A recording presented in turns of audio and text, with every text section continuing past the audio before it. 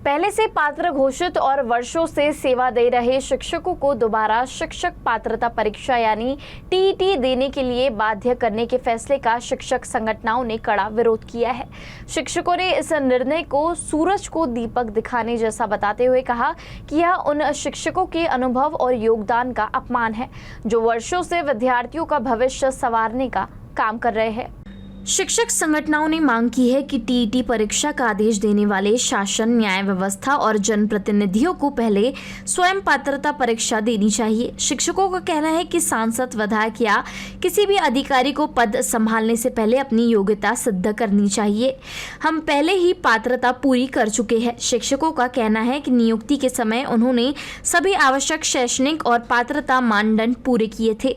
कई शिक्षक वर्षों से शिक्षा क्षेत्र में कार्यरत है और लगातार विद्यार्थियों के भविष्य निर्माण में योगदान दे रहे हैं। ऐसे में दोबारा परीक्षा लेना उनके अनुभव, मेहनत और सेवा भाव को नजरअंदाज करने जैसा है। शिक्षक संगठनों ने सरकार को चेतावनी दी है कि यदि दोबारा टीईटी परीक्षा संबंधित निर्णय वापस नहीं लिया गया तो राज्य भर में व्यापक आंदोलन किया जाएगा।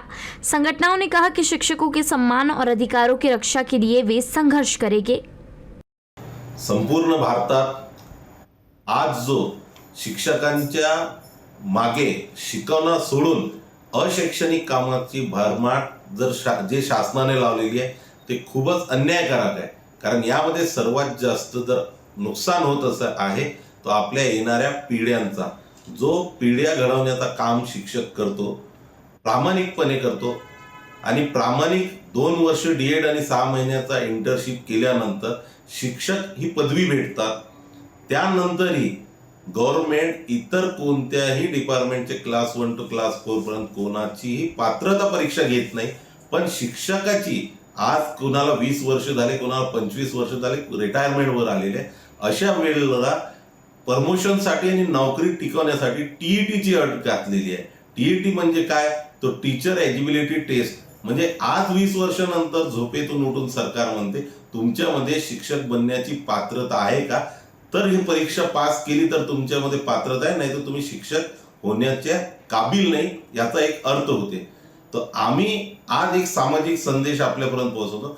जर पात्रता खरंच पाहायची असेल तर जे आपले आमदार आहे, खासदार आहे, जे लोक ज्यांना निवडून देतात लोकहिताचे काम करण्यासाठी, असे काम न करता असे उशापतीचे काम करत आहे आणि गव्हर्नमेंटच्या प्रत्येक गोष्टीला, हॉस्पिटल असो, ऑफिस असो, यांना कोणत्याही क्वालिटीचा दर्जेदार भेटत नाही आणि हे बंद पाडले पाहिजे आणि अडाणी, अंबानी यांच्याकडेच गेले पाहिजे आणि खाजगीकरण झाला पाहिजे।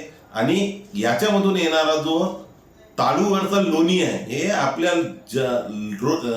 जे नेते आहे, जे असे अन्यायकारक कायदे बनवतात, अशा लोकांच्या ते घशात गेला पाहिजे। म्हणून हे अन्यायकारक आहे। म्हणून एक मागणी आमची अशी आहे की जे हे कायदे बनवतात पहिले त्यांनी पात्रता परीक्षा पास करायला पाहिजे आणि नंतर इतर डिपार्टमेंटची आणि शिक्षकांची पात्रता परीक्षा देण्यासाठी लावावी।